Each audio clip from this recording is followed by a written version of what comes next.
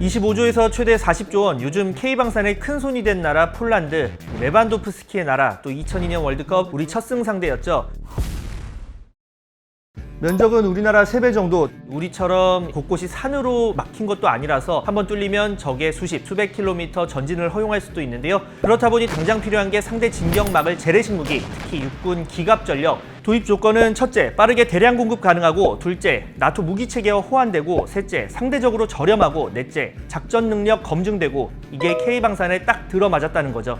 중소 국가들이 복잡하게 얽혀있는 중부, 동부 유럽에서 제대로 서유럽의 방패 역할을 기대할 수 있는 나라, 바로 이 폴란드와 우크라이나. 현재도 폴란드는 러시아 칼리닝그라드 지역, 그리고 친러국가 벨라루스와 국경을 맞대고 있는데, 만약 우크라이나가 무너지면 부담이 가중될 수밖에 없겠죠. 특히 우크라이나와 맞닿은 지역은 폴란드의 산업 중심지로 꼽히는 갈리치아. 그런데 이 폴란드가 위험할 때 도움을 기대할 주변 국가의 군사력은 대표적으로 발트 3국, 각국 군사력이 우리 육군 한 개의 보병사단 수준, 공군력은 사실상 제로.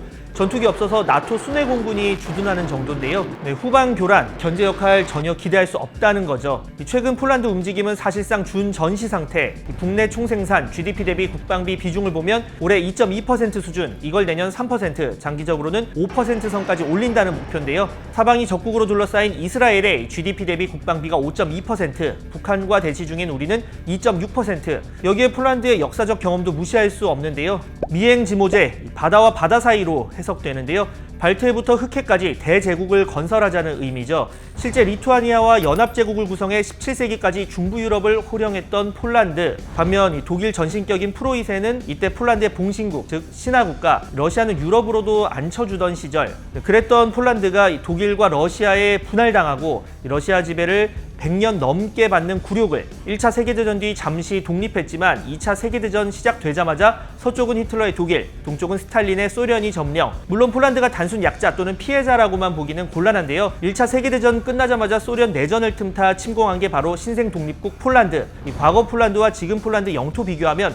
전반적으로 서쪽으로 옮겨간 걸 확인할 수 있는데요. 영토 동쪽 일부를 소련에 내주고 대신 독일에 가까운 지역을 가져온 모양새. 그러면서 자연스레 독일 러시아계 주민과 폴란드계 사이 인구 교환이 이뤄졌죠. 지금은 유럽 내 손꼽힐 정도로 단일 민족 국가, 민족주의 성향도 강한 상황인데요. 이런 폴란드가 국방 예산 증액 속 찾은 무기 구매처 대한민국. 먼저 가성비. 현존 최강이라 불리는 독일의 펜저 하우비츠 2000 한 대 가격이면 우리 K9 자주포 3대 정도를 살 수 있죠. 사거리나 연사 부분에서 좀 떨어지지만 가격만큼은 아니고요.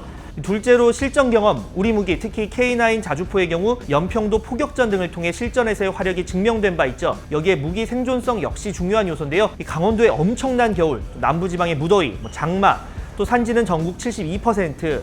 이 상황에서 잘 굴러가고 잘 작동하니 안 팔릴 수가 없다는 거죠. 실제 K9 자주포의 경우 눈 쌓인 스키장에서 달리고 또 영하 32도의 혹한 속에서 포 쏘고 북유럽의 노르웨이가 구매를 결정한 이유가 있는 거죠. 여기에 생산 물량과 유지 보수, 한국인 하면 뭐다? 바로 빨리빨리. 당장 오는 10월 폴란드군 인력이 우리나라에서 K2 전차 운용 훈련을 받는데요. 그리고 본국으로 돌아가면 K2 전차 물량 가운데 10대는 올해 말까지 넘긴다는 계약대로라면 바로 실전 투입이 가능해지는 거죠. 마지막으로 나토 무기 체계와 호환성. 사실 폴란드도 미국산 전투기 사고 싶죠. 그런데 이 최신 F-35 가격, 이 초기보다 많이 떨어졌다지만 대당 7,800만 달러, 1,000억 원을 훌쩍 넘기죠. 막 굴리기에는 부담스럽고 도입 수량도 제한. 반면 우리 전투기 FA-50 빠르게 납품 가능하고 F-16의 3분의 1 유지비에 로키드 마틴 공동 개발이라 조종석 동일. 그래서 기종 전환 훈련에 걸리는 시간은 단 6시간. 부품도 대부분 호환돼 유지 보수 측면에서도 매력적. 전술기 플러스 훈련기까지 쓸 수 있는 FA-50 도입은 좋은 선택지가 될 수밖에 없는 거죠. 다만 일부에서 나오는 우려, 러시아 심기 건드리는 거 아니냐. 실제 이번 거래로 우리가 우크라이나전에 개입한 셈이 됐다는 외신 분석도 나오는데요. 결론부터 얘기하면 걱정할 필요 없음.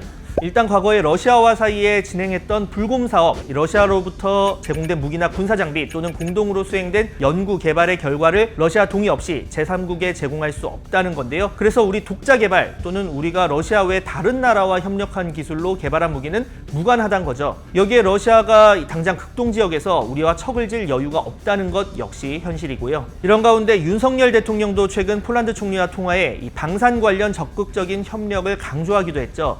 이번 수출 계기로 첫째, K방산 유럽 교두보를 확보했다. 둘째, 대한민국 군수기술에 대한 관심 증가. 셋째, 외교 입지 강화. 넷째, 후속 파생 모델 개발 역량 증대와 같은 효과가 기대되는데요. 추가 구매가 이어지면 총 수출 금액은 더 늘어날 수도 있다는 전망이죠. 다만 분명한 건 전쟁이 더 확대되지 않는 게 가장 좋은 시나리오라는 거. K방산의 수출, 전쟁을 부르는 무기가 아닌 전쟁을 막는 무기가 되길.